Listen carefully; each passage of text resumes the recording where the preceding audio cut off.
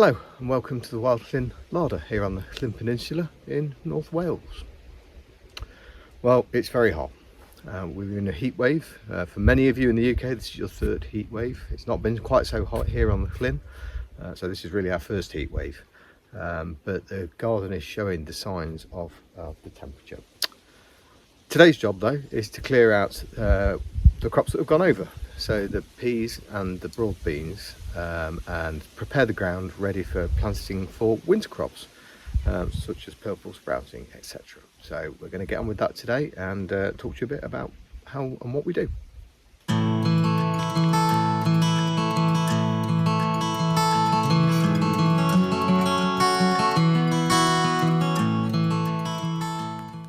So here we are. This is where the broad beans were to my right, and the peas are in front of me. They've gone over, they cropped really well. We've eaten loads and the rest have gone in the freezer. But I need to reuse this ground, and I'm thinking about the winter already and the autumn and what we're going to crop. So first thing I'm going to do is clear them out. Now I'm trying something new here. It's well tried and tested, I think, but rather than pulling everything out, I'm going to cut these broad beans down at the roots, just above the ground, and I'm going to leave the actual root system in the ground, and I'm not going to disturb the ground too much.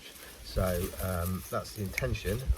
These being broad beans and peas, they will set nitrogen in their roots, which is good for the soil, and I don't want to disturb the soil too much because I'm trying to improve it.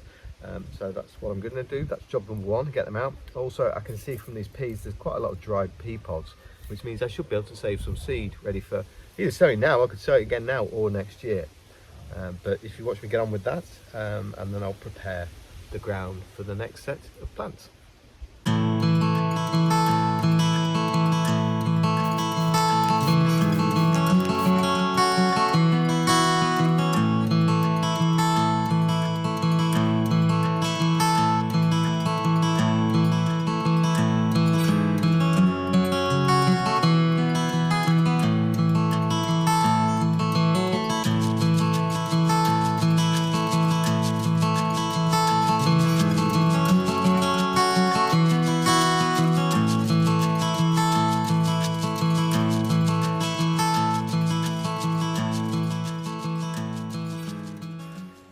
Now it's just a question of hoeing it over to get rid of the remaining weeds, and therefore prep the bed ready for planting.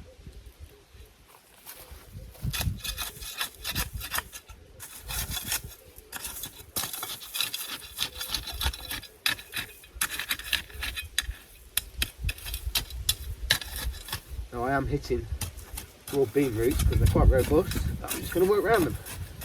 We'll take it from there. You can see there's one there. But I can stay where it is, that's absolutely fine.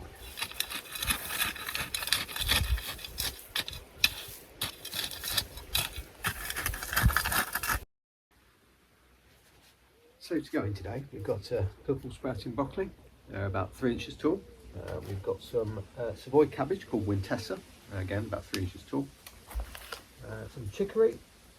They're ready to go out if you look at them. And finally, something I've never grown before, and I know hates root disturbance, but I've got about 5 Florence fennel plants here. So we're going to put those in now. I'm going to keep things quite well spaced apart, so I'm not going to try and crowd things. I'd rather just get some bigger plants if at all possible, but we'll see how we get on. And this is the first one going in. I'm going to plant it quite deep because they're quite leggy. I'm going to give them a good water once they're in, really firm and hard. And I'm going to take the next best plant, which I think is probably this one. Again, try and get it out without damaging the roots too much. There we go, popped it out. There we go. And in, I'm going to bury it quite deep again. Yep. And then next best plant, which is probably this one. This one's quite lanky, so again, I'm going to try and go deep with it. Let's see. There we go, it's come out okay. Go deep. There we go. Nice and firmly in. And the last one. We'll keep the spare plants for a few days just in case these get eaten by anything. I am going to cover these up. That one's not coming out, so we'll try this one.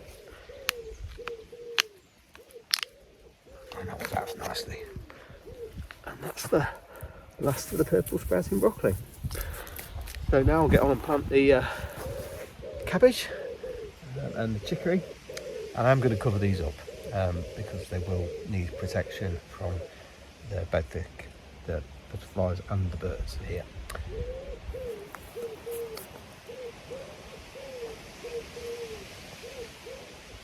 So that is all planted for today. So there's the 4 purple sprouting, interplanted with some very small Florence ferrule, which you can see here, next to a row of chicory, 6 plants here, and then I've got 8 very small Savoy cabbages that have gone in, as you can see over there, and I've put the covers in place ready for the netting, which needs to go on after they've been watered.